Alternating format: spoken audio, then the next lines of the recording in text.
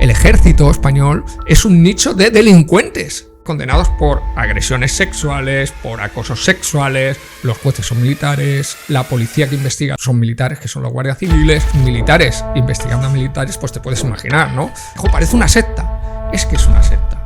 Es que hay una mentalidad de secta. El país desestima dar esta información y el mundo lo que me viene a decir es: bueno, esto está muy bien, pero necesitamos algo más, que te arresten, que pase algo. Te cuesta un montón publicarlo, pero desde el momento en el que se publica es un gran escándalo. He sido denunciado por las dos últimas ministras de Defensa, me denunció la Guardia Civil, me denunció una asociación de oficiales de la Guardia Civil y me denunció un alto mando militar. Pierden todas las denuncias, pero sin embargo de nuevo ganan. Pierdes tu trabajo, te tienes que defender judicialmente, se le ha puesto una trampa a Rusia en Ucrania, pero no sabemos esa trampa cómo va a terminar, ¿no? Venían a decir que el ejército ruso tenía las horas contadas y además que era una amenaza terrible. Y es como, mira, es que las dos cosas no pueden ser. Es que si va a colapsar no puede ser una amenaza. Luis, muchas gracias por venir al podcast de Deep Talk. Bienvenido. A vosotros, un placer estar contigo y con todos vosotros. Desde luego, con esta introducción que hemos hecho, la gente estará flipando ahora mismo. Así que para poner un poco en contexto, me gustaría que explicaras qué te motivó inicialmente a entrar en el ejército y a entrar en todo este mundillo. Wow, son quizá demasiadas cosas. Ahí entramos en algo muy personal, pero yo creo que es interesante que la gente lo sepa, ¿no? Lo primero es que yo fui objetor de conciencia antes de ser militar. Es algo que sé que suele llamar mucho la atención. ¿Qué es lo que pasa? Yo estudié geografía e hicimos una visita al Centro Geográfico del Ejército. Entonces, bueno, pues a mí me llamó mucho la atención. También es cierto que mi paso por la universidad fue un paso de luces y sombras, en el sentido de que, bueno, pues coincidí creo que nos ha debido pasar a todos, ¿no? Con profesores muy buenos y otros no tan buenos, ¿no? Entonces, bueno, pues aquella especie de templo de sabiduría que yo pensaba que era la universidad, bueno, pues me di cuenta que efectivamente, pues como todos los lugares y todos los espacios, bueno, pues es lo que comentaba, ¿no? Que tiene luces y sombras y cosas buenas y otras no tan buenas. Entonces, en ese momento, el entrar a trabajar en el Centro Geográfico del Ejército y tener esa experiencia me pareció interesante. Y ese fue un poco el primer paso. Una vez que ya estuve dentro, es cierto que como el Centro Geográfico del Ejército es una institución en la que hay más civiles que militares, la disciplina y los conceptos y los valores militares están muy relajados, tuve la sensación de ¡wow! Yo creo que me han engañado, ¿no? Porque el ejército pues no es ese agujero de franquistas, fascistas y demás que tiene uno a lo mejor en la cabeza, sino es un sitio completamente normal. Y claro, a los 2 o 3 años decidí opositar y ascender a oficial. Y ya cuando ascendí a oficial y fui a la Academia General Militar de Zaragoza, justo el año en el que estaban intentando quitar la estatua ecuestre de Franco, porque hasta ese momento se desfilaba delante de la estatua ecuestre de Franco. Tú entrabas y estaba la estatua ecuestre de Franco allí. Era algo muy bestia. ¿De qué año estamos hablando? 2005, 2006. Bueno, pues claro, ese sí fue chocar con el ejército de Franco, ¿no? Y a partir de ahí, bueno, pues todo lo que yo ya viví en el ejército fue chocar con esa institución, ¿no? Dos mentalidades completamente diferentes, chocando permanentemente por casi todo, ¿no? Claro, desde luego tú has tirado por un camino que la mayoría de militares o personas que entran en ese trabajo no han tirado. Tú has tirado por decir la verdad, denunciar esas corrupciones, esas desigualdades, todas estas cosas que no te parecían correcto y desde luego, bueno, te felicito porque me parece un acto de valentía impresionante. Me gustaría saber con qué idea entraste y cuál fue el primer choque que tuviste, la primera cosa que dijiste, hostia, a mí me han mentido, esto no era como yo pensaba. Bueno, prácticamente todo, ¿no? Cuando ves a cadetes llorando en la Academia General Militar porque van a quitar la estatua ecuestre de Franco, te das cuenta de que algo no está bien, ¿no? Hay muchas cosas en el ejército que no están bien. De hecho, incluso siendo una persona honesta, tienes que tener un nivel más alto de tolerancia con respecto a la corrupción y a la falta de honestidad dentro del ejército. Porque estamos hablando de una institución, no porque los militares sean especialmente malos, sino que es una institución que está controlada por militares, es decir, los jueces son militares, la policía que investiga dentro del ejército son militares, que son los guardias civiles. Entonces, claro, militares investigando a militares, pues te puedes imaginar, ¿no? Es como si en el Partido Popular les juzgasen miembros del Partido Popular. Pues imagínate lo que sería si la corrupción ya es lo que es. Y bueno, esto de miembros del Partido Popular igual suena mucho a lo que está pasando ahora en el Consejo General de Poder Judicial y la Justicia. Pero bueno, En el ejército lo que ocurre es que si los militares se controlan a ellos mismos, te puedes imaginar lo que ocurre. Entonces, los niveles de corrupción son elevadísimos. Mira, uno de mis primeros ejemplos fue que cuando yo llegué a una unidad, me convirtieron en jefe de la unidad. Bueno, para empezar había 2 o 3 corruptos, que aquello era insoportable, con lo cual hubo un choque, se terminaron yendo, pero claro, mi primera contacto con esa realidad fue cuando me llama un brigada, que era el secretario del general, para decirme que fuéramos a ponerle fibra óptica en su domicilio, ¿no? Y claro, evidentemente yo dije, bueno, pues por supuesto no hay ningún problema, que me envíe una solicitud por escrito y la tramitamos. Y si mis jefes dicen que sí, pues perfecto, pero esto queda por escrito, ¿no? Claro, ellos querían un poco el chanchullo. ¿Qué es lo que pasa? Que al no hacerlo, a partir de ahí, pues el general, te puedes imaginar que a mí me miraba fatal, las personas que estaban en mi unidad pagaron por ese gesto que yo tuve, en base a que no se nos concedían cosas que a lo mejor sí que nos tenían que haber concedido, de alguna manera nos perjudicaban, ¿no? ¿Qué es lo que pasó? Que a los 2 años cambiaron de general y vino otro general. Y este general ni siquiera era de Madrid, era de Segovia. Bueno, pues este general dijo, no, yo quiero que me ponga la fibra óptica y demás. Y dije, por supuesto, mi general, no hay ningún problema. Yo le envío a 2 soldados a Segovia que le pongan la fibra óptica y demás. ¿Por qué? Porque si no es la propia unidad la que va a pagar. Entonces te das cuenta que hay un ambiente tan corrupto que incluso tú tienes que ser corrupto. Entonces, claro, sabes que si no invitas a una paella al general, cuando luego le vas a decir, oiga, mire, necesito un sofá para el soldado que está allí, que hace un turno de 24 horas y lo necesita. Si le has invitado a una paella, te lo da. Si no le has invitado a una paella, no te lo da. Entonces, ese es el nivel. De hecho, es más. En el ejército, durante mucho tiempo lo que hacían es que se hacían maniobras ficticias. Es decir, se organizaban unas maniobras que no existían, en las cuales se decía que la unidad tal se había ido 5 días a, pues no sé, a Jaca a hacer una instrucción. Eso no había pasado. Entonces, lo que hacían es que se cobraban las dietas de los soldados y de los militares y el general disponía de ellas. Una auténtica barbaridad. Claro, hay un momento en el que el sistema se da cuenta e intenta cambiarlo. Entonces, ¿qué se dicen? Bueno, pues las dietas se ingresan a los propios soldados. Bien, pues se siguen haciendo maniobras ficticias y pidiéndoles a los soldados que den el dinero de esas maniobras que no han existido. Es muy surrealista, o sea, sí. es llegar a un nivel, además, en el caso del ejército español ya es que haya corrupción, es que es cutre la corrupción. O sea, pero muy cutre, muy de ponerle a un soldado un sándwich con 2 lonchas de chorizo. Por ejemplo, a nosotros en la unidad en la que estaba, cuando denuncié la corrupción, lo que hacían es que cuando llegaba el verano, los meses de verano, no se acortaban el horario. Entonces creo recordar que nosotros comíamos a las 3, puede ser, ¿no? Estoy diciendo algo porque no lo recuerdo. Bueno, pues en lugar de decirnos, bueno, pues acortamos el horario hasta las 3, termináis y coméis y os vais a casa. Claro. Para que la gente no comiera, anticipaban la hora pues media hora antes o 1 hora antes para que la gente se fuera a su casa. Pero ellos lo que hacían es que seguían pasando que comían 400 personas en primavera, o sea, en mayo, en junio, en julio, en agosto y en septiembre. Y era como, no, siguen comiendo 400 personas. ¿Por qué? Porque el general de turno justificaba que comían 400 personas, la empresa cobraba por 400 personas, pero como solo habían comido a lo mejor 30, pues el resto se creaba una bolsa de dinero que se la repartían entre el general y la empresa.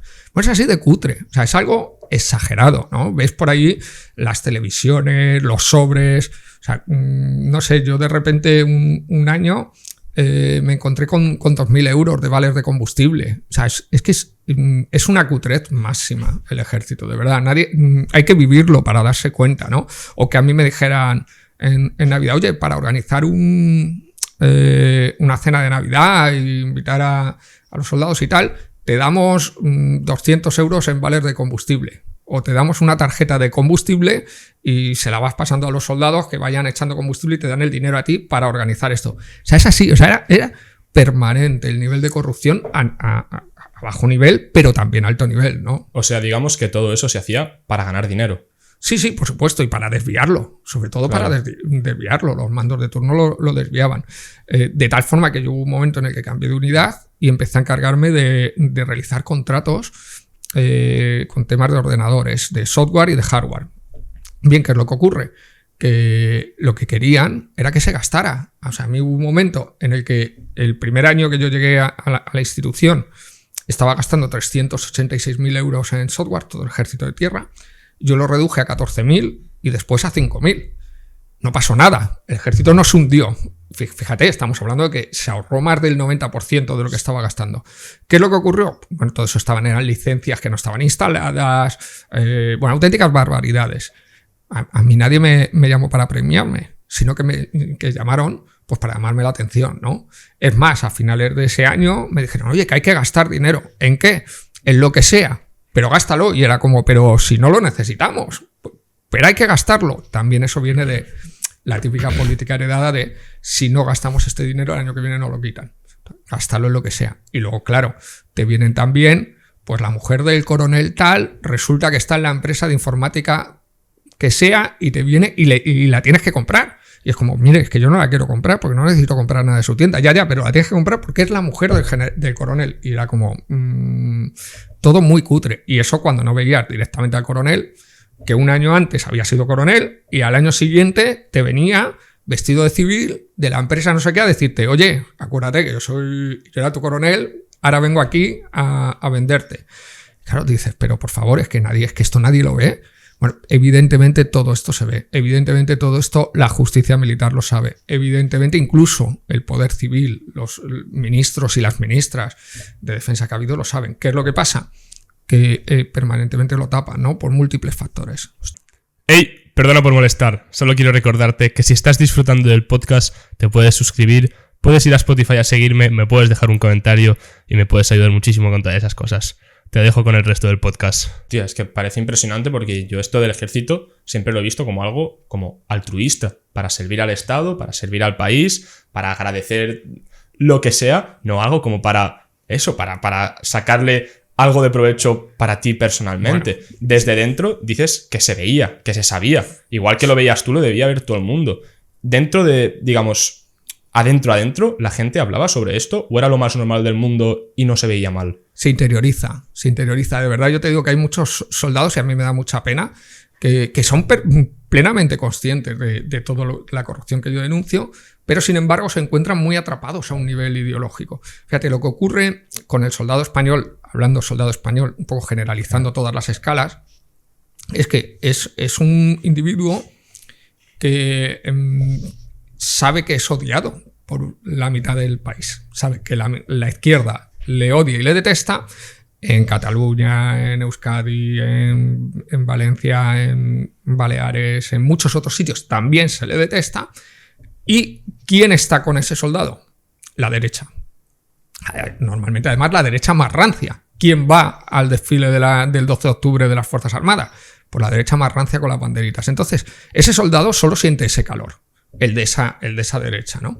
Entonces, claro, es normal que incluso sociológicamente, aunque tú entres siendo una persona progresista o siendo una persona directamente de izquierdas, sufras una transformación, un viaje ideológico que te introduce hasta la derecha y hasta la extrema derecha, porque es el ambiente que existe. ¿Qué es lo que ocurre? Que la derecha y la extrema derecha maltratan sistemáticamente a ese soldado. Entonces, claro, ese militar español se siente permanentemente en choque, porque por un lado está diciendo, mira, es que estos son los altos mandos militares que me están metiendo en aviones que son auténticos ataúdes volantes y me están matando, pero claro, es que los otros me odian. Entonces se encuentran en una tierra de nadie, que ese es uno de los elementos que creo que tanto la izquierda como los partidos nacionalistas tienen que tratar, porque al final, si los soldados, no se va a poder cambiar esto. Es decir, si los tienes en contra, es muy difícil que lo vayas a cambiar. Y luego hemos visto, como en otros muchos países, cuando ha habido problemas, el ejército se puede convertir en un órgano de represión. Tener un órgano de represión tan exageradamente ultraderechista como es el ejército español, si yo, de izquierdas que soy, me preocupa. Pero si yo fuera catalán o fuera vasco, me preocuparía también. Porque, evidentemente, aquí han estado a punto de intervenir.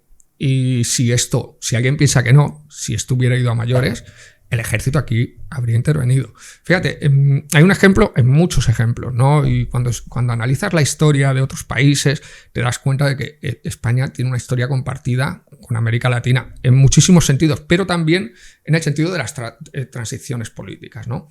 Bien, pues en Chile, en el 19 se dan cuenta, bueno, suben el precio de un transporte y de alguna forma aquello hace que explote un poco toda una situación de aquel milagro económico de los Chicago Boys, del liberalismo. ¿Qué es lo que ocurre? Que de repente ese Chile maravilloso del milagro se encuentra con que la constitución que tiene es la de Pinochet. Y el ejército que tiene es el de Pinochet. Entonces, claro, ese ejército de Pinochet de repente lo sacan a la calle para reprimir a la ciudadanía. ¿Qué es lo que ocurre? Bueno, pues todo tipo de excesos de violencia, crímenes, las mujeres son asaltadas, agredidas y violadas, todo lo que nos podamos imaginar. ¿Por qué? Porque no se habían preocupado de ese ejército. Y uno de los grandes problemas que tenemos en la sociedad es que muchas veces no nos preocupamos de cambiar aquellas instituciones hasta que nos afectan directamente, ¿no?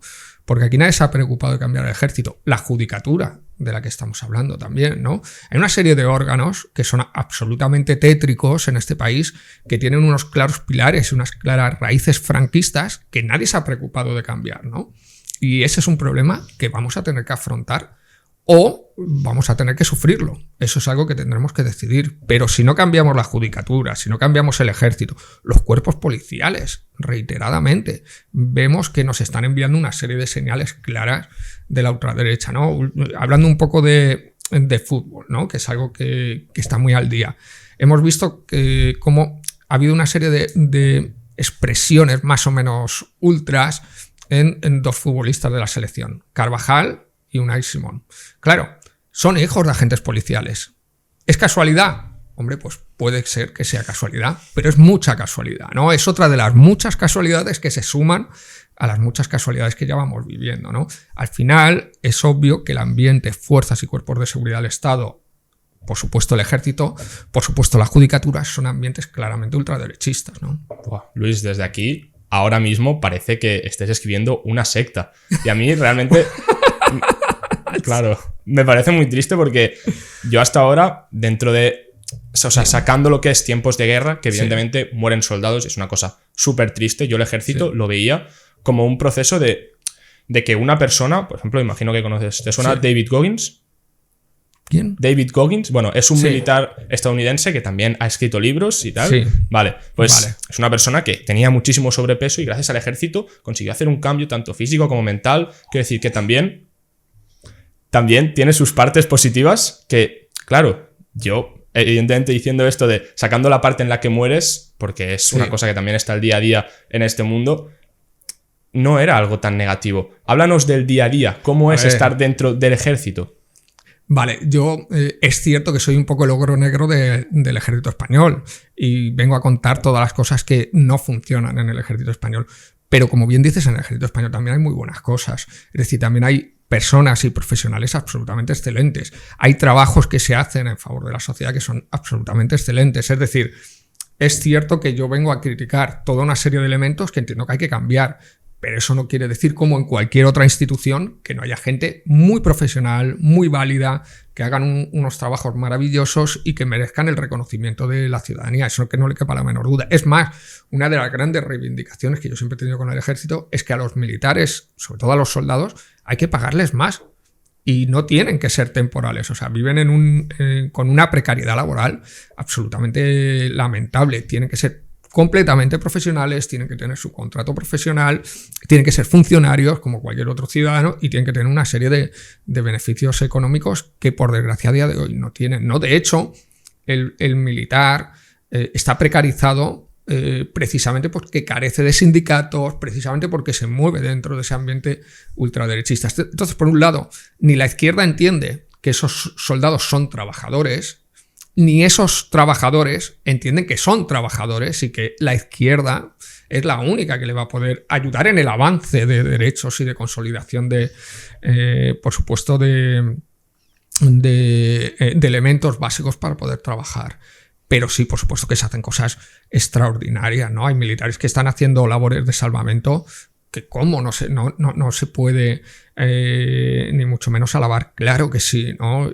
Otra cuestión es que uno de los problemas que tenemos es que el ejército reiteradamente recibe un mal uso. Pero eso no es culpa de los soldados. Eso no quiere decir que no haya soldados y que no pudiéramos dar otro uso.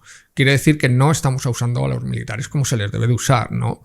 Y esto es importante que se sepa. Pero sí, claro que hay cosas muy buenas, que hay militares muy buenos, que hay excelentes personas, por supuesto.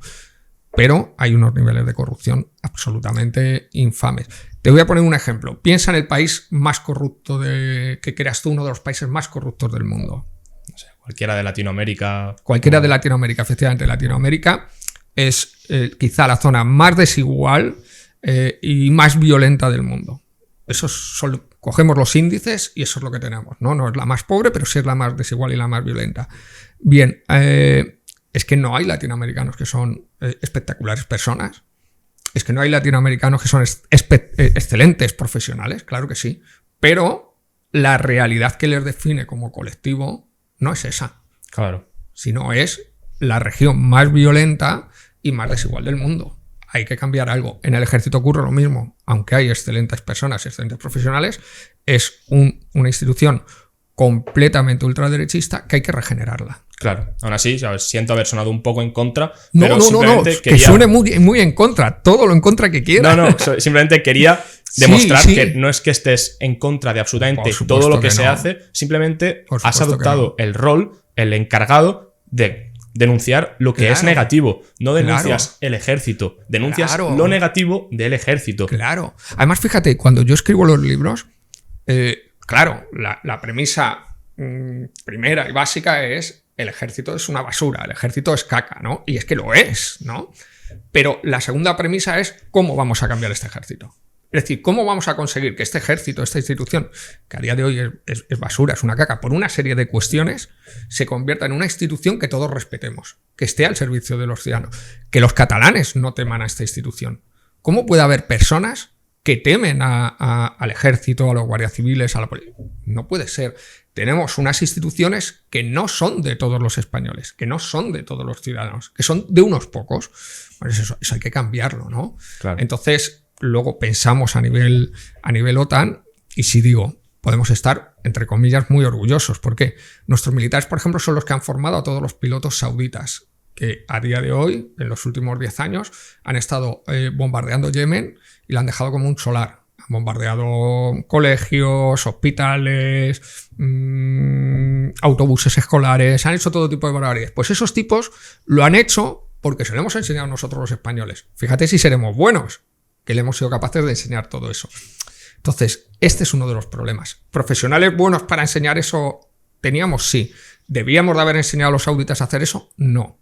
Es decir, tenemos buenos profesionales, pero tenemos una institución mal dirigida, sobre todo dirigida por ultraderechistas, y por ultraderechistas además que se dicen muy patriotas, pero que en cuanto se jubilan pasan a la industria militar armamentística a ganar muchísimo dinero. Claro. Entonces son patriotas de pulserita, pero con bolsillo, ¿no? De dame el dinero. Y esto es una de las cuestiones más vergonzosas que hay, ¿no? Claro, pues me gustaría hablar de ese conflicto porque desde luego es algo súper interesante y que está en el día a día. De hecho, tenemos un libro aquí súper chulo que no he tenido la oportunidad de leerlo, pero desde luego lo haré porque me parece súper interesante y estará en la descripción absolutamente todo por si lo queréis buscar. Pero antes de eso, para ir un poquito más cronológicamente, hablemos de tu primer libro. Wow. Bueno, mi primer libro es Un salto al vacío, ¿no? Un paso al frente. Es un libro muy personal, porque es una novela, es un libro en el que intento denunciar todo lo que sucede. Básicamente porque presento varias denuncias en los juzgados y no consigo que ninguna denuncia salga adelante. Un general, que luego sale en grabaciones, un general me intenta comprar para que deje de denunciar. Y claro, en un momento dado yo me doy cuenta de que el ejército es la institución más valorada por la sociedad. Y para mí eso es un choque, porque ¿cómo puede ser esto? Entonces me doy cuenta de que tengo que hacer algo. Y lo primero que hago es ir a los dos diarios más famosos que yo conocía en ese momento, que eran el diario El País y el diario El Mundo, a contarles todo lo que sabía. Claro. Desde el anonimato, porque obviamente tú sabes que vas a perder tu trabajo. Sabes que vas a tener problemas por realizar esas denuncias. Entonces voy. ¿Qué es lo que pasa? Que el país desestima dar esta información y el mundo lo que me viene a decir es, bueno, esto está muy bien, pero necesitamos algo más. No sé, que te arresten, que pase algo. Hostia. Y era como, ¿perdona? Entonces te das cuenta de que eso no puede salir si no hay una carnaza, ¿no? Necesitas una carnaza. Y claro, evidentemente eso me lleva un tiempo de reflexión hasta qué punto estaba yo dispuesto a ser esa carnaza. Y di el paso. Seguramente si lo tuviera que hacer ahora no lo haría, ¿no? Porque después de 10 años todo lo que he vivido es muy duro. También es cierto que por otro lado sí lo haría porque he conocido una serie de mundos, el periodístico, el político, que no me imaginaba que eran como son, auténticos estercoleros, ya te lo garantizo, pero que no deja de ser una aportación a nivel personal muy importante, ¿no? En el trayecto vital que todos tenemos, conocer esos mundos y conocer a determinadas personas que te piensas que son muy honestas, y luego te das cuenta de que son exactamente la misma basura que la mayoría, creo que es algo que te aporta mucho. Claro. No mucho que sea en el sentido de que sea bueno, pero te aporta. Entonces, bueno, decido publicar ese libro. Me cuesta un montón publicarlo, pero desde el momento en el que se publica es un gran escándalo. Es un gran escándalo, sobre todo porque está el Partido Popular en el gobierno.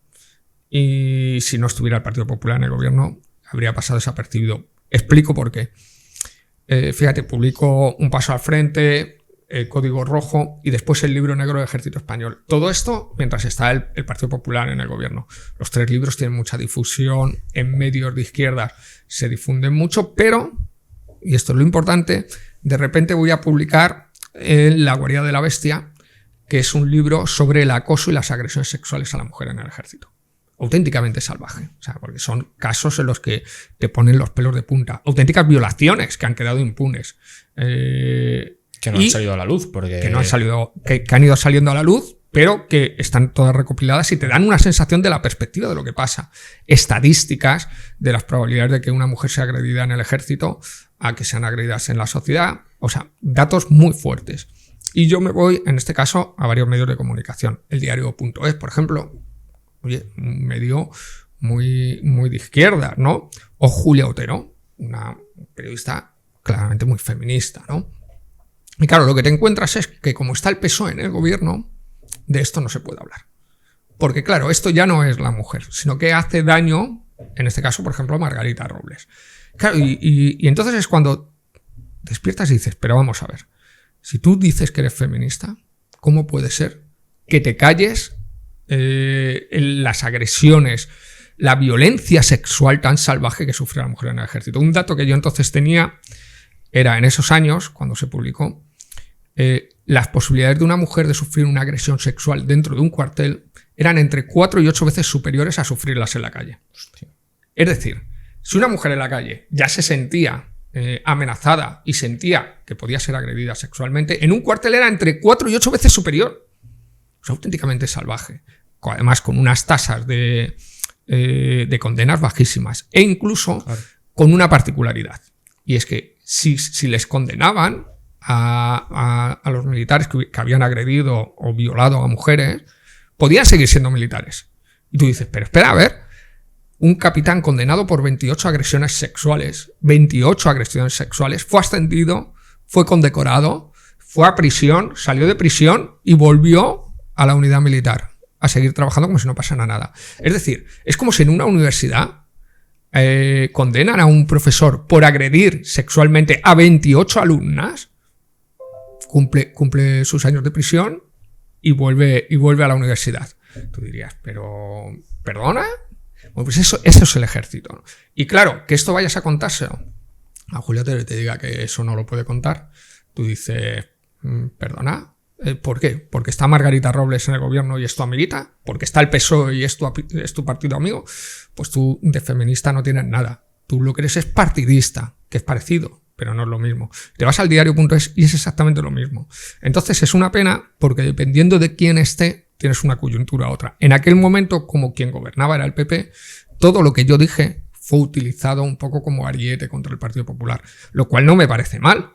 Mi problema ha sido que es que yo no soy del PSOE, sino que yo lo que quiero es cambiar el sistema. Es decir, mi objetivo no es derribar políticamente al PP, sino que el ejército mejore. Entonces, para que el ejército mejore, las responsabilidades a día de hoy están en el Partido Popular y en el PSOE, fundamentalmente. Entonces, son, de alguna forma, los dos pilares que yo ataco en términos objetivos, no de responsabilidad, no de una cuestión política. Claro, porque todos estos casos que dices que, 28 es una barbaridad, y vuelve al ejército, sigue en el mismo mando o en la misma posición, es una pasada. ¿Eso es por lo que has dicho antes de que son juzgados por militares? Sí, y tienen incluso dentro del Código Penal Militar, tienen su propio Código Penal, que es el Código Penal Militar, tienen un artículo que es el artículo 15, que les permite ser militares, seguir siendo militares siempre que sean condenados a menos de 3 años de prisión. Entonces, de facto, el ejército español es un nicho de delincuentes.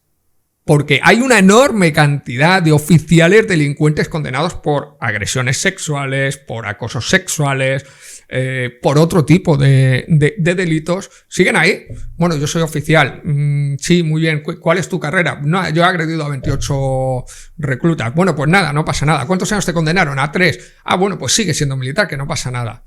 Y es como, pero no hay nadie en el ejército que no sienta vergüenza, que no sienta asco profundo de tener a un capitán que ha agredido sexualmente a 28 reclutas. Reclutas que son niñas, que son chicas de 18, 19, 20 años. Pero, bueno, eso es absolutamente abominable. Mira, en ese libro, en La guarida de la bestia, se contaba un caso que para mí era absolutamente definitivo. En una residencia militar, había unas 40 hijas de militares.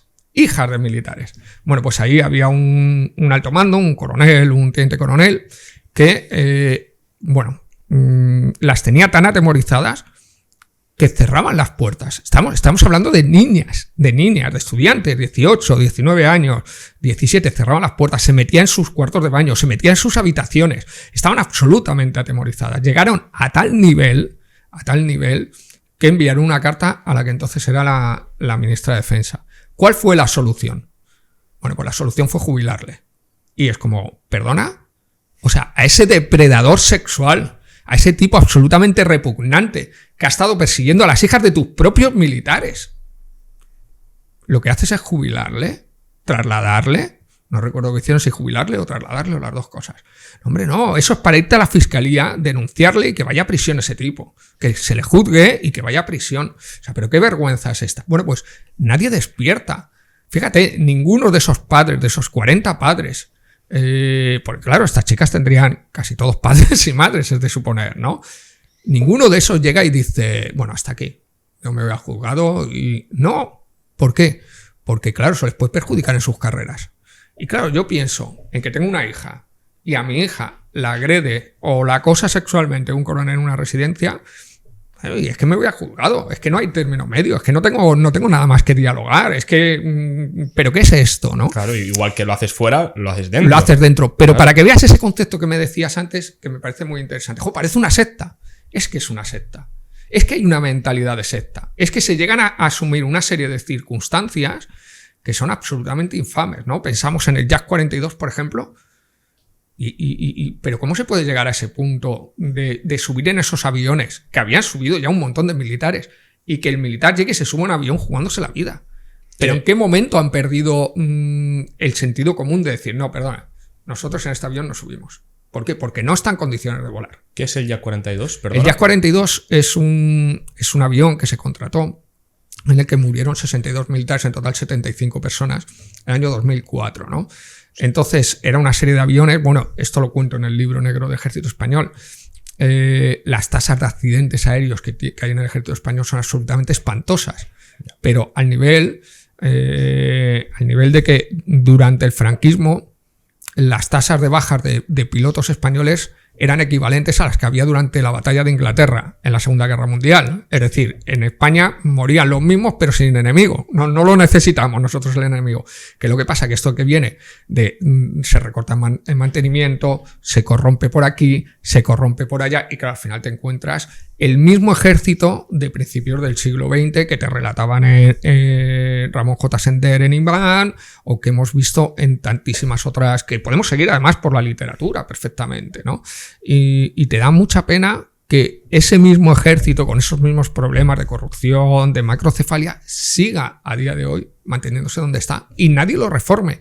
Y es más, ni siquiera es una urgencia para la sociedad reformarlo. Fíjate, desde que ha llegado el Partido Socialista al gobierno 2018, hemos aumentado el gasto militar más de un 60%. Casi lo hemos duplicado. Hemos pasado de 8.000 a 15.000 millones de euros. Pero es que es solo parte de lo que pretendemos, porque pretendemos duplicarlo. Y después alcanzar el 3% del PIB. Es decir, estamos hablando de auténticas barbaridades de dinero. O sea, no es una broma. O sea, pasar de 8.000 a 15.000 millones de euros en solo 5 años es una barbaridad. Pero es que es una estación de paso. Porque el gasto real al que a día de hoy se aspira a llegar, más o menos unos 30.000 millones de euros. ¿Alguien se da cuenta de las cifras que estamos manejando? Y además, en la mayoría de los casos son cifras que van al cubo de la basura. Porque si dijéramos, bueno, estamos gastando dinero en nuestro ejército para que nuestro ejército se modernice, pero estamos comprando material que en la mayoría de los casos es obsoleto, nos llega en mal estado, o cuando ya por fin lo tengamos operativo, resulta que ha habido una guerra, que es la de Ucrania, que ha cambiado todos los conceptos bélicos, entonces ya no nos vale para nada. Entonces, claro, es como, qué guay, pero ¿qué vamos a hacer con esto? ¿No? Porque esto ya no vale absolutamente para nada. Y la sociedad ni siquiera es consciente de lo que está pasando, porque no lo ocultan los medios de comunicación, no por otra cosa. Claro, y son millones y millones de euros de inversión pública, imagino, que estamos pagando nosotros como país, todos. Y no solo eso, sino que estamos hablando de que España es el país, este año está publicado, es el país líder en pobreza infantil. Es decir, hay más de 2 millones de niños en este país que no tienen los suficientes recursos como para tener una vida normal y que están en riesgo de pobreza en diferentes niveles. Somos líderes. No hay ningún otro país, ni Rumanía, ni Bulgaria, no se piensa en el país europeo que te pueda parecer que está en peor situación económica. Bien, pues no vas a encontrar más pobreza infantil.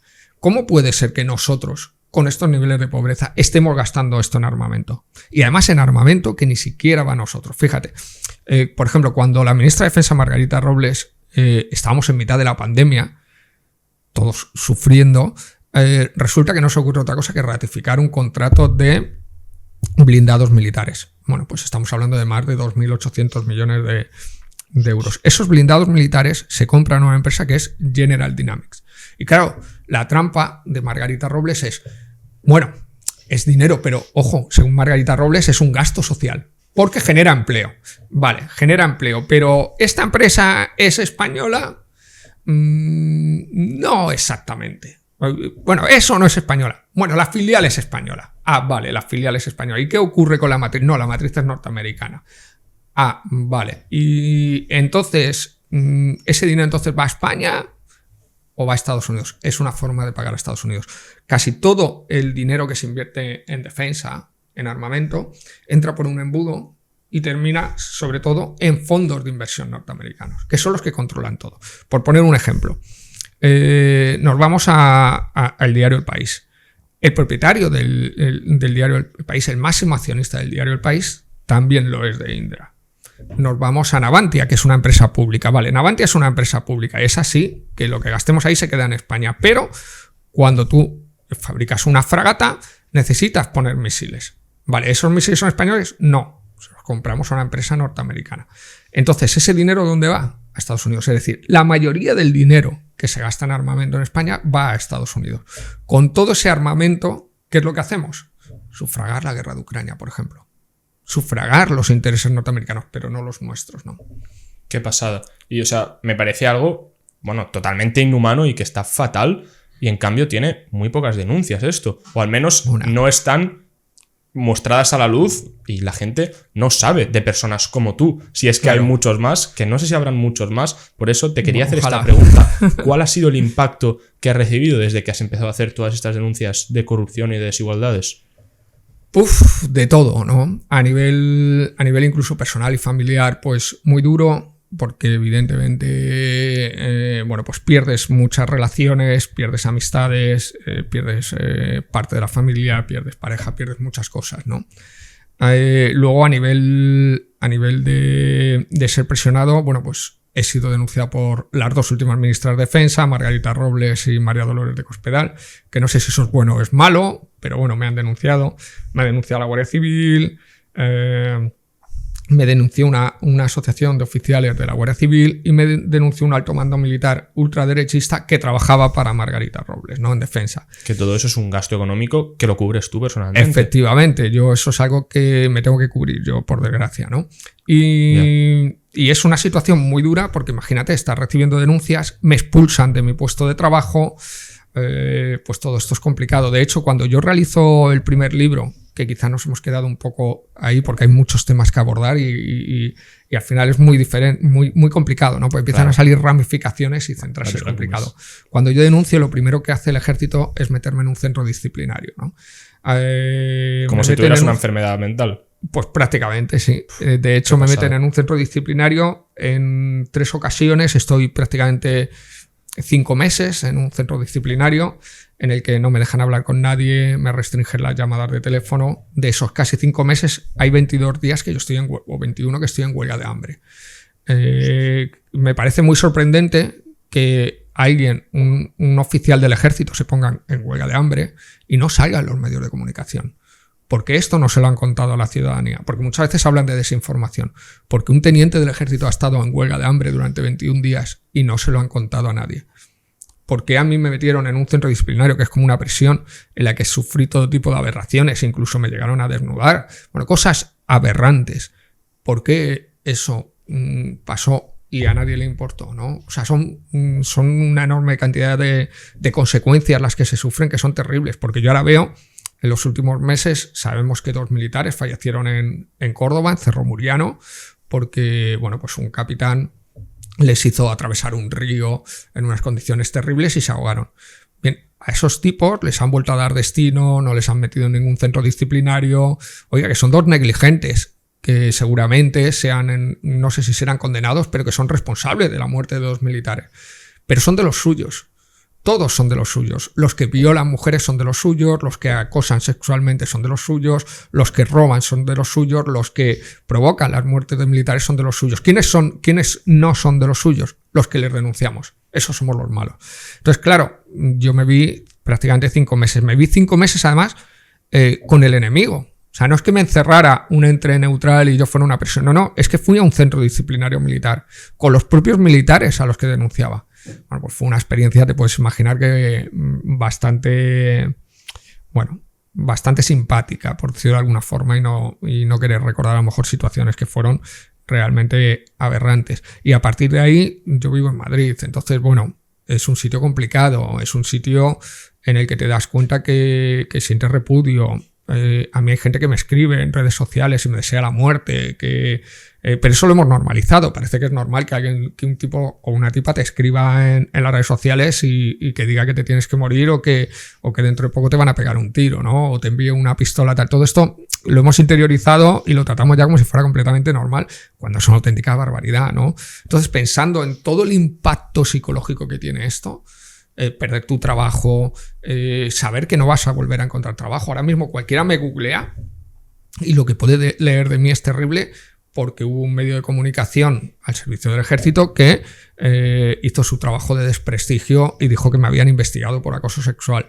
Obviamente eso no es cierto, pero da lo mismo que sea cierto que no, porque eso está ahí y la mayoría de las personas no saben si eso es cierto o no es cierto. Entonces es realmente muy duro, ¿no? Que te pierdes tu trabajo, te desprestigian, te meten en un centro disciplinario, te ves en la calle. Yo he llegado a estar durmiendo en un coche. Claro, son cosas que dices, bueno, pero ¿yo qué he hecho para vivir esta situación, ¿no? Y es terrible, ¿no? Es realmente terrible.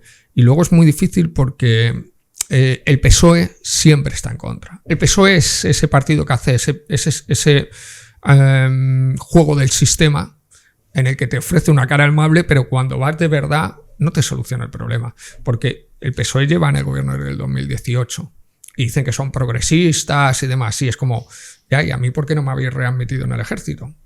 porque es obvio que yo puedo tener muchas cosas, pero soy progresista, ¿no? Digo yo que lo suyo es que me readmitas. Pero este no es el juego. ¿Sabes cuándo me van a readmitir a mí? Ojalá me equivoque. Cuando, pues, dentro de 20 o 30 años, cuando esto ya no tenga importancia, me readmitirán y dirán, si contigo se hizo, lo que se hizo no estuvo bien y tal. Y es como, vale, sí, pero yo dentro de 30 años no necesito que me readmitas. Lo que necesito es que me readmitas ahora, ¿no? Dentro de 30 años, pues bueno, te lo agradeceré, pero no tiene mucho sentido. Entonces, sí, es muy duro a todos los niveles, ¿no? Es muy duro, incluso si yo conozco a una persona, le tengo que explicar, oye, mira, que sepas que hay publicaciones mías en medios de comunicación que dicen auténticas barbaridades que no se ajustan a la realidad. Yo lo tengo que explicar. Entonces, como lo explico o no lo explico, o dejo que lo descubra por sí mismo. Luego hay personas que de la noche a la mañana te dejan de hablar o te empiezan a mirar mal. Y es como, ¿por qué me miran mal? Pues porque, bueno, ya han leído algo en un medio de comunicación y es como, este es malísimo. Entonces es muy duro, te quedas marcado para toda la vida, ¿no? Ya, porque claro, eso te iba a preguntar. Realmente tú no es que estés en contra, bueno, lo que hemos hablado antes, no estás en contra en general, estás en contra de lo que hay mal. Entonces, lo que se habla sobre ti realmente no puede ser algo malo si se dice la verdad. Eso te iba a preguntar, ¿con qué argumentación se te denuncia a ti cuando realmente estás intentando buscar ese progreso hacia el buen camino del Estado, del ejército, de todo esto? ¿O es que se inventan cosas? Se inventan cosas. Mira, las denuncias en términos judiciales, ¿no? Por ejemplo, las denuncias. Margarita Robles me denuncia por un tuit, que es muy fuerte, porque yo escribo un tuit un día a las 12 de la mañana denunciando que a los militares les están dando de comer fatal, que están comiendo, además los que estaban apagando fuegos, ¿no? Y que les estaban dando unos alimentos que eran insuficientes claramente para que pudieran ejercer su labor, porque son personas que se enfrentan a unos niveles de temperatura y demás que evidentemente tienen que estar bien nutridos, porque si no pueden tener un colapso o pueden tener un problema y pueden fallecer, se pone en peligro sus vidas. Bueno, pues la respuesta de Margarita Robles es ese mismo día denunciarme. Entonces, claro, nosotros llamamos a declarar a Margarita Robles y al jefe de la UME. Claro, y declara Margarita Robles que ese mismo día, cuando yo publico el tuit a las 12 de la mañana, me denuncia ese mismo día y ese mismo día su gabinete le informa de mi tuit. Y el gabinete del jefe de la UME le informa al jefe de la UME de mi tuit. Entonces la ministra Margarita Robles llama al jefe de la UME para hablar de mi tuit. Y tú dices, pero perdona, estáis muy mal de la cabeza. O sea, ¿qué hacéis hablando de un tuit mío? Es decir, cuando es un tuit evidente, que es conocido por todos, la corrupción y las chapuzas que hay en la alimentación de los militares. Y pero tú no tienes que estar con reuniones de la OTAN, tú no tienes que estar con el armamento que nos entregan, el que nos entregan, el dinero que tienes que gastar. No, tú estás con mi tuit. Y es como, pero no te da vergüenza de verdad estar con el tuit. Bueno, pues esta es una. Cospedal me denuncia. ¿Por qué me denuncia Cospedal? Por una columna de opinión en un diario. La Guardia Civil me denuncia por una viñeta del jueves. Que tú dices, ¿pero una viñeta del jueves de verdad? Lo mismo, porque lo que se denuncia es que hay unos niveles de suicidio dentro de la Guardia Civil que están muy por encima de los que hay en la sociedad. Oiga, preocúpese usted de rebajar esos índices de suicidio dentro de la Guardia Civil y no de la publicación satírica que yo he hecho de eso. Claro. Preocúpese usted de que los militares coman bien y no de que yo ponga un tuit quejándome de lo mal que comen los militares y de las negligencias o corruptelas que pueda haber. Preocúpese usted de todo esto, porque al final aquí mueren militares, aquí al final hay corrupción, hay robos, hay acosos y agresiones sexuales y sin embargo el único que tiene denuncias aquí soy yo, que no hacen nada más que denunciarme. Pierden todas las denuncias, pero sin embargo de nuevo ganan. ¿Por qué? Porque ellos denuncian con la Fiscalía General del Estado y denuncian con el dinero de todos los ciudadanos. Pero yo me defiendo con mi dinero. Entonces, obviamente llega un momento en el que es inasumible. Pierdes tu trabajo, te tienes que defender judicialmente, bueno, de todo. Y luego, en medios de comunicación, ¿qué es lo que han publicado de mí? Bueno, de todo. Que si soy un vago, que si soy un machista, que si soy autoritario y también que he sido investigado por acoso sexual. Y tú dices, ¿perdona? Pero cuando se dice todo este tipo de cosas, ¿cuál es la argumentación? O sea, eso es lo que no entiendo, porque, por ejemplo, la ministra esta que comentabas, pusiste un tuit denunciando las las condiciones alimenticias infrahumanas que tenían estos soldados, que evidentemente están haciendo una labor, que están llevando su cuerpo al límite, claro, y tienen que estar bien alimentados. Realmente estabas diciendo algo que es un factor. Obvio. O sea, es algo cajón objetivo. ¿Con qué argumentación se denuncia? Pues mira, te cuento. Se buscan todo tipo de argucias para intentar retorcer la realidad. Por ejemplo, en la de que soy autoritario y que tengo problemas, además. Claro, cuando yo llegué a la unidad que te conté, que te dije que había muchos corruptos, 2 de ellos eran 2 suboficiales. Claro, los suboficiales se fueron. Entonces, claro, el sistema retuerce eso y lo que dice es que los suboficiales, que yo me llevo mal con los suboficiales, cuando es cierto, es falso. Yo he tenido un montón de suboficiales en unidades mías y me he llevado fenomenal con ellos. Que lo que pasa es que con los 2 corruptos no me he llevado bien. Como no me he llevado bien, pues claro, ya soy malo. Claro, es como que soy vago, por ejemplo. ¿Por qué soy vago?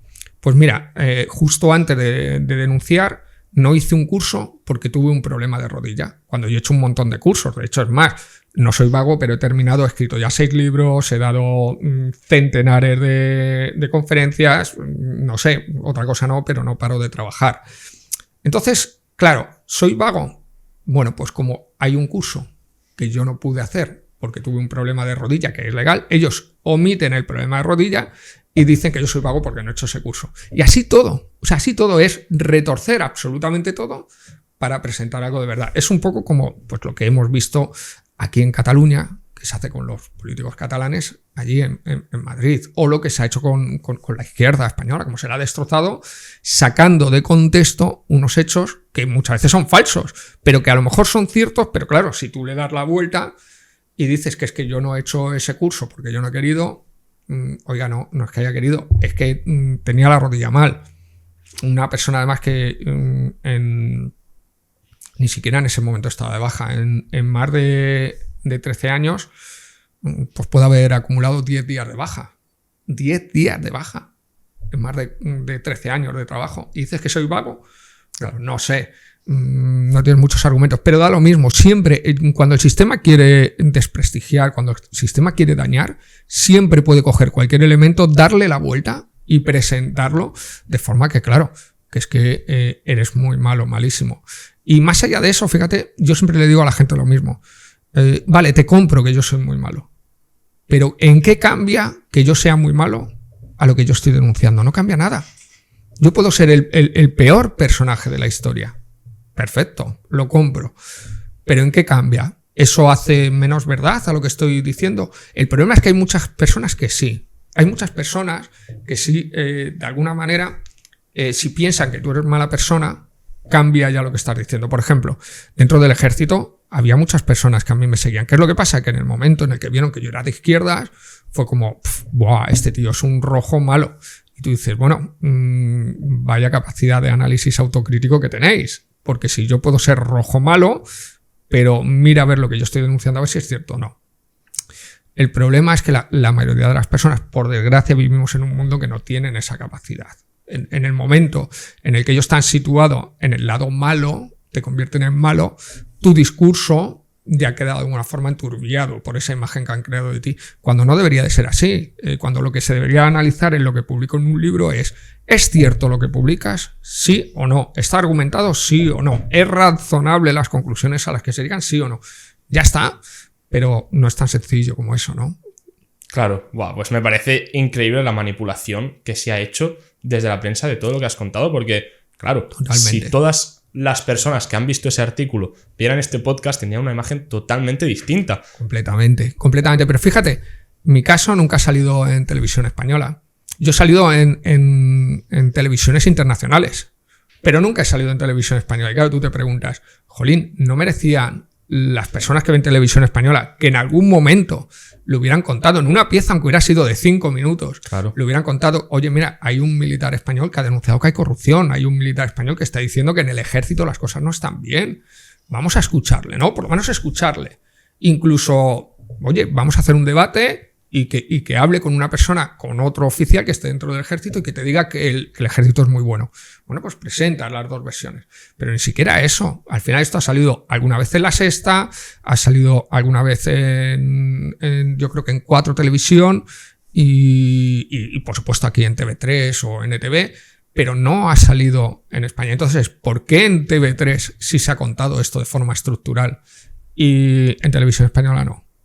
Bueno, pues evidentemente habría que hacerse muchas preguntas. Porque ¿no? los que están allá arriba, imagino que castigarían a estos periódicos o a estos canales por mostrar esta información. Totalmente. Supongo. Mira, te voy a contar. Bueno, es que he vivido muchas historias de medios de comunicación, pero hay una buenísima.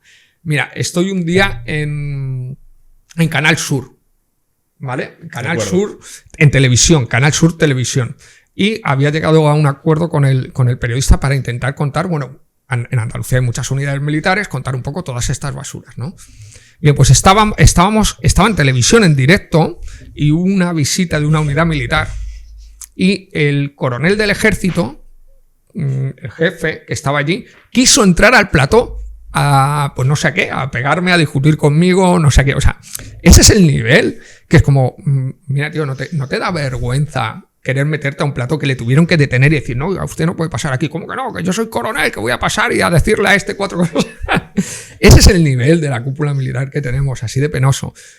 Evidentemente, a este periodista le llaman y yo ya no vuelvo a ir. Entonces me lo dice, oye, mira, es que me han dicho que no puede volver a venir aquí. Y esto es así, es decir, yo cada vez que voy a un sitio, se descuelga un teléfono, se llama y digo, que no vuelva. Pues ya no vuelves. Pero después hablamos de libertad, después hablamos de la necesidad de información, de la desinformación.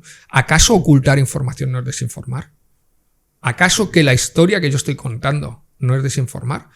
Porque yo lo que quisiera más que alguien que dijera, mira, es que eres malo, es que te portas fatal, niño caca, todas esas cosas. Sí, es como, vale, muy bien, pero coge el libro mío y dime que es mentira. Dime qué de lo que he puesto es falso. Lo hablamos y lo razonamos y discutámoslo. Pero si no es falso, los libros que yo he publicado son auténticas barbaridades. Lo que yo estoy contando en los libros son auténticamente bestiales. Fíjate, esta semana, yo en Twitter no soy muy activo, antes era más, pero bueno, siempre publico algo. Hace 2 o 3 días, o 4, no recuerdo, puse un tuit. Y el tuit es un ejemplo de desinformación absolutamente salvaje de lo que pasó en Ucrania. Nos encontramos con una publicación del sábado 20 de julio, en la que en Antena 3 nos explican, por diferentes medios y argumentos, que el ejército ruso va a colapsar. Entienden, su argumento es muy sencillo, entienden que como Rusia tiene mayor nivel de pérdidas que la capacidad de reponerlas, a nivel humano, a nivel militar, a nivel logístico, pues va a colapsar. Porque claro, cada vez tus recursos van a ir a menos. Bien, lo cifran más o menos en unos 9 meses. Dentro de 9 meses el ejército ruso va a colapsar. No es la primera predicción de estas características que se han referido. El ejército ruso ha colapsado muchas veces. Putin ha muerto no sé cuántas veces, le han dado 14 golpes de estado, ha estado enfermo 18 veces, todo eso no ha pasado. Pero bueno, ha colapsado económicamente otras 15 veces, etc. Pero a lo que me voy, te dan esa información. Al final de la misma publicación, hay, en base a otros análisis de Wall Street Journal, te vienen a decir que a lo mejor no son entre 9 meses, sino que son entre 2 y 5 años. Pero bueno, entre 9 meses y 5 años el ejército ruso va a colapsar. Bien, y tú dices, vale, te lo puedo comprar. 3 días después, el jefe del ejército británico explica que hay que duplicar el gasto militar en Reino Unido hasta 2027 y triplicarlo hasta 2030. ¿Por qué? Porque en los próximos 3 años, es decir, en 2027, él entiende que hay una altísima probabilidad, e incluso te dice que ha empezado una corta cuenta atrás, para que Rusia ataque un país de la OTAN. Entonces, claro, tú dices, vamos a ver, o Rusia va a colapsar o Rusia va a atacar un país de la OTAN, pero las dos cosas a la vez no pueden pasar. Y si pasan, jolín, qué alegría, ¿no? Porque si Rusia, medio colapsada, va a atacar un país de la OTAN, pues bueno, pues no tenemos que reforzarnos. Claro, es un disparate tan absoluto, o sea, es una mentira tan burda que te llama la atención. Mira, en el Huffington Post, que es como el medio así un poco más alegre del grupo Prisa y del País, el mismo día hicieron lo mismo. Te venían a decir que el ejército ruso tenía las horas contadas y además que era una amenaza terrible. Y es como, mira, es que las dos cosas no pueden ser. Es que si va a colapsar no puede ser una amenaza. Y si es una amenaza no va a colapsar, pero por favor, claro. El nivel de desinformación que hemos llegado, el nivel en el que periodistas e incluso ciudadanos leen estas informaciones absolutamente contradictorias en el mismo día y continúan su vida con normalidad, es salvaje. Pero pensemos en lo que está pasando en Palestina. Ya no se publica nada. Ya no sabemos nada. No estoy diciendo, fíjate, ni que se publique a favor ni que se publique en contra, sino que se publique. Pensemos en Yemen, que es otro conflicto del que hemos hablado. Nadie publica nada de Yemen. ¿Alguien sabe, si saliéramos a la calle con una cámara de televisión y preguntáramos, oye, ¿qué está pasando en Yemen? La gente te miraría y te diría, no sé, no lo sé, pero no es culpa de ellos, es que no se está informando. En Israel-Palestina, ¿qué está pasando a día de hoy en Palestina? Si hoy nos vamos y preguntamos a cualquier persona qué es lo que ha pasado en el último mes en Palestina, la gente no tiene ni idea. La gente piensa que aquello ha terminado porque ya no le están contando nada más. Y como ya no le están contando nada más, piensa que ha terminado. De Ucrania, lo mismo. Oye, ¿qué está pasando en Ucrania? Si hace mucho tiempo que ya no dicen nada de Ucrania, pues no sé, habrán ganado los rusos, habrán ganado los ucranianos, yo qué sé, la gente no lo sabe, pero porque no les informan. O sea, ese nivel de desinformación tan salvaje y de impunidad tan salvaje al que han llegado los periodistas y que están convirtiendo a los ciudadanos en personas absolutamente, y lo digo con perdón, no es culpa de ellos, absolutamente idiotizadas. Fíjate, la noticia que te he comentado antes, España es el país de Europa con mayor pobreza infantil. ¿Cómo puede ser que esa noticia no haya estado en absolutamente todos los medios, no se haya debatido todos los días, no se haya presionado al gobierno para que cambie eso, no haya salido en todos los medios de comunicación? Oiga, que son más de 2 millones de niños. ¿Es que a nadie le importan esos más de 2 millones de niños? ¡Wow! Es muy bestia. Qué pasada. Pues Luis, ya que has sacado el tema de Ucrania-Rusa, hablemos de tu libro, porque desde luego es algo súper interesante y para introducir el tema me parecería genial que pudieras decir por qué lo tenemos titulado La trampa ucraniana. Bueno, a ver, es un poco complejo, pero sobre todo, bueno, a mí me gusta mucho la historia, ¿no? He leído mucho sobre el Imperio Romano, sobre Grecia. ¿Cuál es el concepto? Por supuesto, sobre el siglo XX. Uno de los conceptos claves de este libro es que una guerra siempre es una trampa. Es una trampa que sabes cuándo se pone, pero no cuándo se desactiva ni cómo puede acabar. Y no sabemos cómo va a acabar.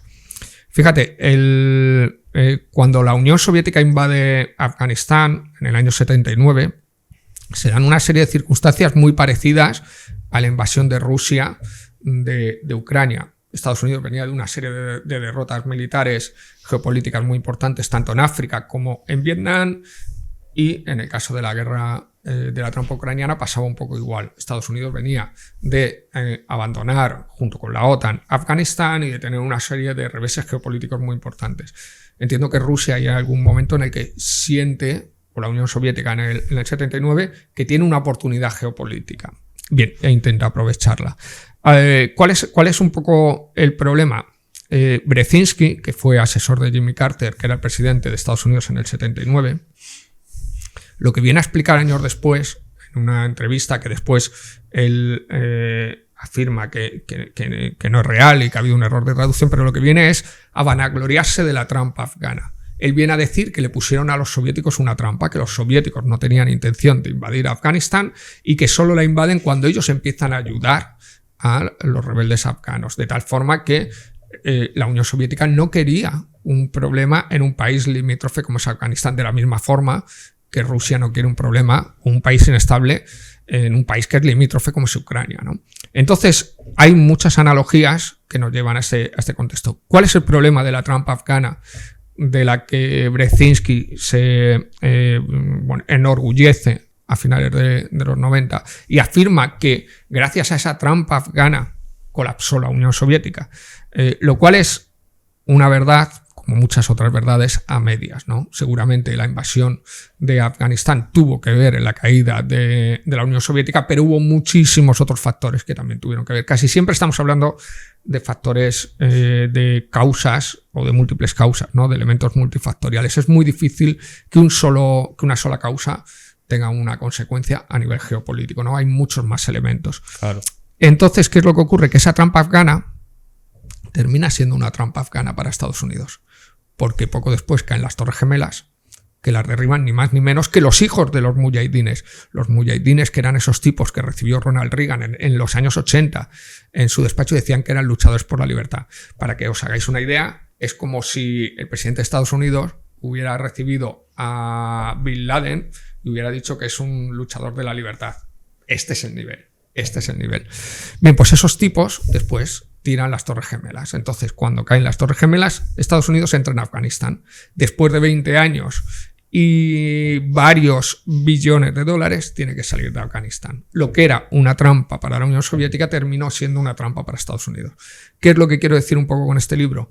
Se le ha puesto una trampa a Rusia en Ucrania, pero no sabemos esa trampa cómo va a terminar, ¿no? Y somos muy ingenuos pensando en que esa trampa puede terminar bien. Las trampas se sabe cuándo se ponen, pero no cómo terminan. Entonces, bueno, pues es un juego muy peligroso, ¿no? Y es un poco lo que el libro intenta contar, además de las mentiras que hemos recibido de Rusia, de todo el conflicto, que son absolutamente incontables, absolutamente vergonzosas, que tenemos a un montón incluso de escritores escribiendo auténticas barbaridades que son absolutamente insostenibles, ¿no? Claro, hablemos de esas mentiras. Si te tuvieras que quedar con una, ¿cuál dirías que es la que más está afectando y no se está contando? O una de ellas. La que más. Es muy complicado.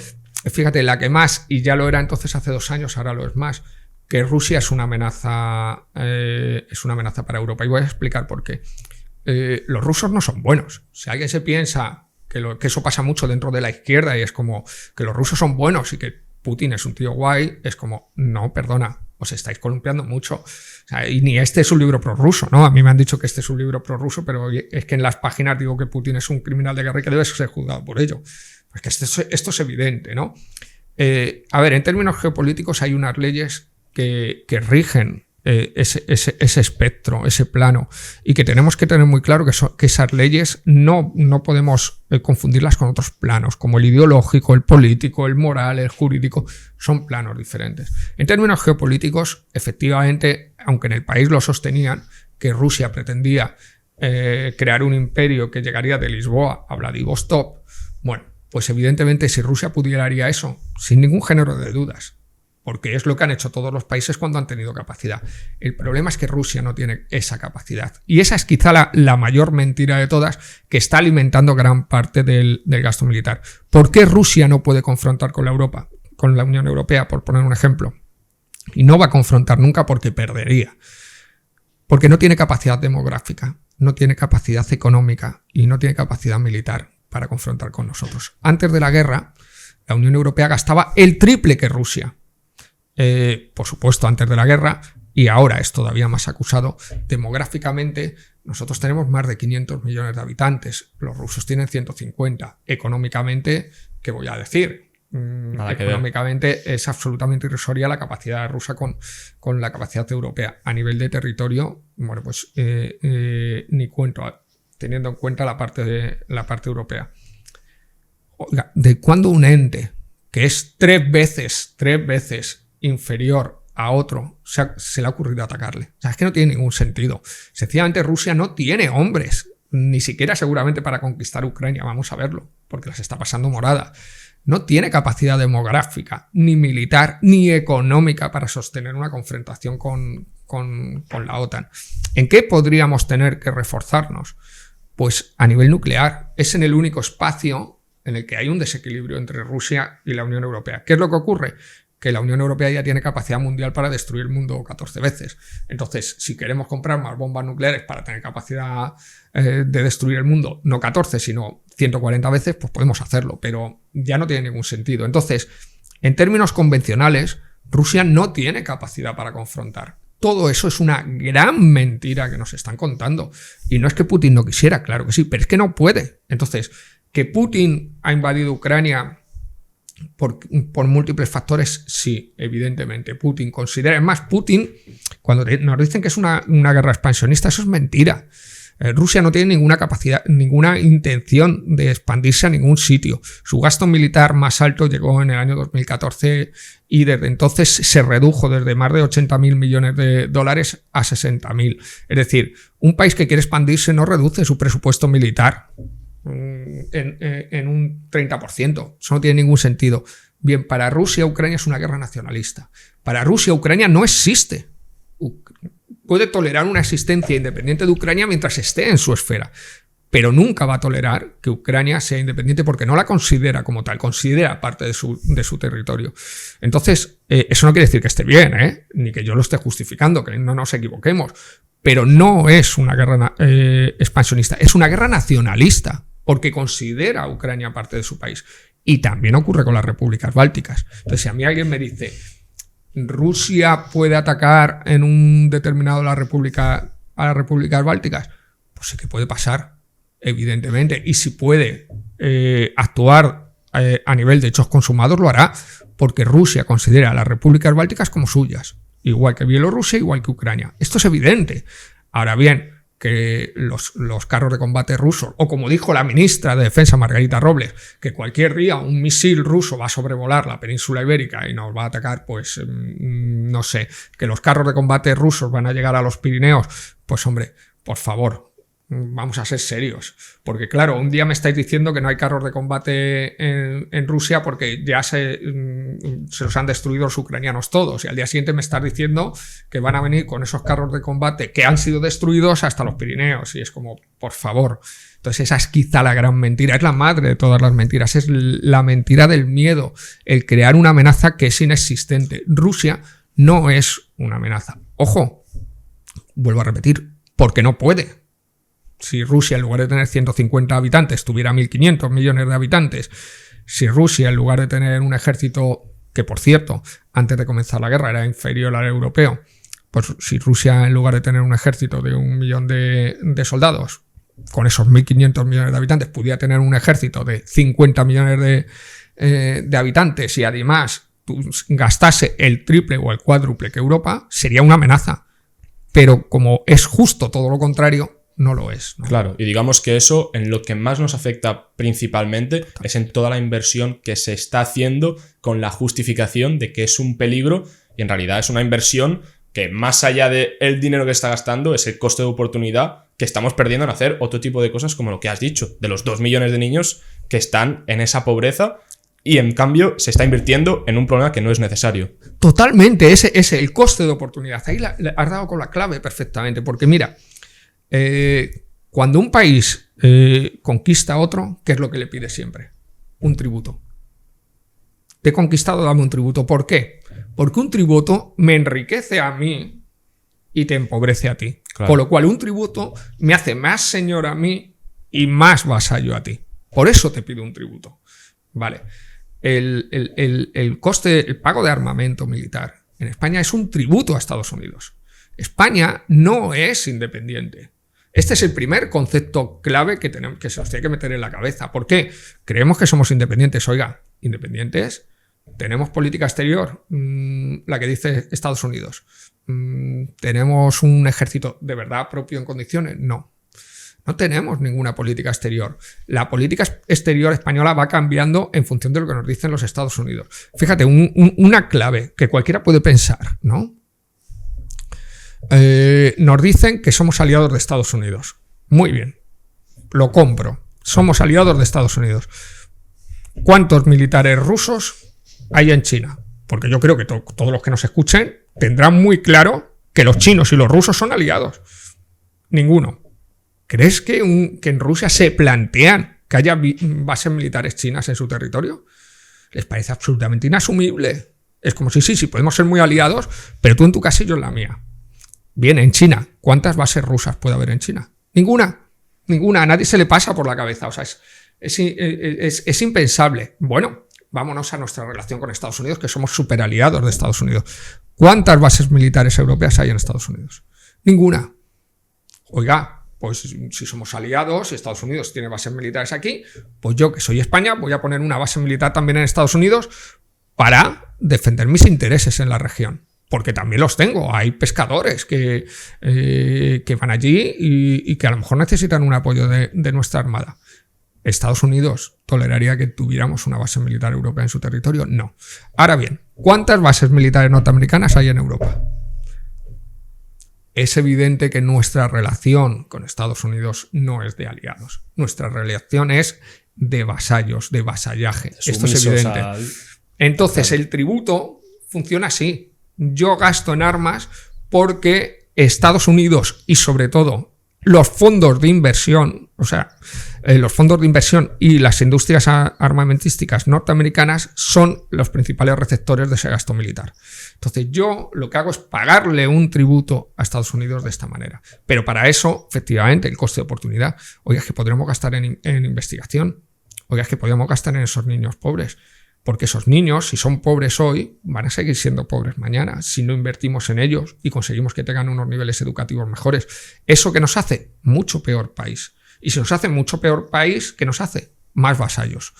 Y esto funciona exactamente así. Y cuando uno piensa en Roma y analizas toda la etapa de hegemonía romana, te das cuenta de que son exactamente las mismas estrategias en las que se utilizaban entonces que las que se utilizan ahora, ¿no? Pues Luis, para acabar de entender un poquito el tema de Ucrania, me parece a mí que la mayoría, al menos lo que pensamos, es que es un conflicto que para muchos no nos hace bien, que no, digamos, no tiene un beneficio para la mayor parte de las naciones que están pues metidas en ese conflicto. ¿Por qué dirías tú que es tan complicado llegar a ese final en este conflicto? A ver, es muy complicado porque hay una ley, hablaba de la geopolítica antes con sus propias leyes, hay una ley muy clara en cuanto a las guerras, ¿no? Las guerras continúan mientras que hayan una serie de fuerzas y de intereses que lo permitan, es decir, la guerra va a llegar a una paz o a un colapso en el momento en el que uno de los dos contendientes deje de tener las suficientes herramientas como para poder seguir haciendo frente, ¿no? Esto ha pasado siempre, seguirá pasando, y cuando uno de los dos países sienta que va a llegar al colapso, pues firmará un acuerdo de paz. Si van a colapsar los dos a la vez, pues firmarán un acuerdo de paz más o menos equivalente. Si no, el primero que dé el primer paso, pues tendrá que firmar un acuerdo de paz de circunstancias, ¿no? Pero sobre todo, como bien comentabas, es un conflicto que a nosotros, como europeos, a la mayoría de los europeos, no solo no nos beneficia, sino que nos perjudica. ¿Quiere decir esto que el día que Putin invadió Ucrania le teníamos que haber aplaudido? No, es obvio que no. No lo ha hecho la mayoría del planeta. De hecho, casi todo el planeta, lo que se conoce como el sur global, ha reprochado la invasión rusa de Ucrania. Pero teníamos que haber introducido todas esas sanciones, haber dado todo ese armamento a Ucrania, etcétera. Para esto, pues evidentemente no. Teníamos que haber buscado caminos para intentar acabar con la guerra lo antes posible, desde luego. Es más, claro, es muy duro, pero tenemos que darnos cuenta de que seguramente los ucranianos están siendo utilizados como carnaza. ¿A nadie le da pena eso? ¿Cuántos cientos de miles de ucranianos han muerto? ¿Cuánta destrucción hace falta para que se den cuenta de que sencillamente es muy complicado? A ver, a nivel demográfico, a muchos niveles, pero a nivel demográfico, sencillamente va a haber un momento en el que Ucrania no va a tener soldados suficientes para llevarlos al frente. Básicamente por lo que comentábamos antes, igual que Europa es 3 veces demográficamente hablando Rusia es 3 veces demográficamente hablando Ucrania. Entonces, sencillamente, hay un momento en el que si nos estamos matando, pues ya no tengo hombres para llevarlos. Y el día que ya no tengo hombres para llevarlos, tenemos 2 soluciones. O vamos nosotros los occidentales, o se acaba la guerra. Ese es un punto evidente. Entonces, claro, te das cuenta de las peticiones que hacía Rusia antes de la guerra. Quería Crimea, que ya la tenía de facto, quería la autonomía del Donbass y que Ucrania no entrara en la OTAN. ¿Qué es lo que ocurre? Que 2 años después, cientos de miles de vidas después, miles de millones de euros después, te das cuenta de que Rusia tiene Crimea, no tiene la autonomía del Donbass, sino que tiene casi todo el Donbass y obviamente en estas condiciones Ucrania no va a poder entrar en la OTAN. Entonces, ¿merecía para Ucrania la pena meterse en esta guerra? Obviamente no. ¿Realmente Ucrania tiene posibilidades de expulsar a Rusia de esos territorios? Hombre, Rusia puede colapsar. existe la posibilidad, pero ¿a qué precio? ¿Cuántos cientos de miles de ucranianos van a tener que morir por ese territorio? Con lo cual oiga, antes de comenzar la guerra, ¿no habría sido mejor reconocer la soberanía de Crimea, aceptar la autonomía del Donbass y no entrar en la OTAN con un acuerdo de seguridad con múltiples países, incluso regalando el territorio? Es que tenemos un problema a nivel de estados con los territorios. Es como si mañana nosotros nos ponemos en mitad de una guerra por Gibraltar con Reino Unido. Pues oiga, ¿qué quiere que diga? O con Marruecos por Ceuta y Melilla. Pues que se queden Marruecos y Ceuta y Melilla, pero que mueran 500.000 de españoles para conservar Ceuta y Melilla me parece ridículo. Es decir, hay que tener sentido común. Y en este caso, bueno, pues mira, una partición, a lo mejor haber llegado a una solución de una partición de Ucrania, pues desde luego, antes que la guerra, todo. Si es que antes de la guerra, todo un país tiene que ser consciente de todo. Otra cuestión es que Ucrania hubiese dicho, no, es que yo soy 3 veces Rusia. Y como yo soy 3 veces Rusia, pues si quieres venir, ven. Bueno, yo eso lo entiendo. Pero cuando eres 3 veces menos que tu contendiente, pues obviamente tienes que llegar a acuerdos absolutamente injustos. ¿Es injusto? Sí. ¿Es injusto que los norteamericanos tengan un montón de bases aquí y que nosotros seamos vasallos de los norteamericanos? Sí. ¿Pero qué vamos a hacer? ¿Una guerra con los norteamericanos? ¿Qué vamos a enfrentarnos, no sé, 500.000, a que mueran 500.000 de españoles para que los norteamericanos se vayan de nuestras bases? Pues no. Se busca otra serie de acuerdos, se busca otra serie de soluciones. Ucrania tenía otras soluciones y desde luego la Unión Europea tenía otras. A nosotros lo que ocurre en Ucrania, no digo que ni nos vaya ni nos venga, claro que nos va, pero nos va como nos va lo que pasa en Yemen, como nos va lo que pasa en Palestina, es decir, porque tenemos que crear un mundo más justo y obviamente no se puede tolerar que un país como Rusia invada Ucrania porque sí, no debe de ocurrir, ¿vale? Pero eso no nos justifica para alimentar una guerra. Claro. Y lo que estamos haciendo, enviando todo ese armamento y provocando todos esos muertos, ¿dónde va a quedar? Si el 5 de noviembre gana Donald Trump y retira todo el apoyo a Ucrania, ¿qué va a pasar? ¿Qué les contamos a esos millones de ucranianos que han padecido auténticas desgracias, que han vivido una guerra? A toda esa generación de niños y de adolescentes marcados por una guerra, ¿qué les decimos? Oye, mira, perdona, es que ha ganado las elecciones Trump, que tengáis mucha suerte con Rusia. Y entonces ya no es la autonomía del Donbass, entonces ya no es Crimea, entonces ya es que Rusia dice, bueno, pues como ahora soy más fuerte que tú y me has hecho sufrir, me voy a quedar con todo el país. Claro, pero yo he escuchado hablar a Donald Trump que hace poco decía que si él fuera presidente, si saliera escogido, en menos de 24 horas podría solucionar el conflicto porque tiene relaciones tanto con el poder de uno como con el otro y sería algo muy justo. Esto es posible. Claro, esto realmente Donald Trump.